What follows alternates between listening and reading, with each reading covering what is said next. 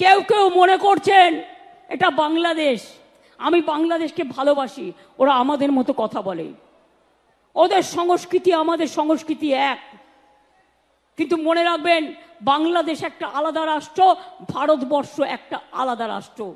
মোদিবাবু আপনার পার্টিকে দিয়ে আগুন লাগাচ্ছেন, মনে রাখবেন বাংলায় যদি আগুন লাগান আসামও থেমে থাকবে না, নর্থ ইস্টও থেমে থাকবে না, উত্তরপ্রদেশও থেমে থাকবে না, বিহারও থেমে থাকবে না, ঝাড়খণ্ডও থেমে থাকবে না, উড়িষ্যাও থেমে থাকবে না, আর দিল্লিও থেমে থাকবে না। আপনার চেয়ারটা আমরা টলমল করে দেবো।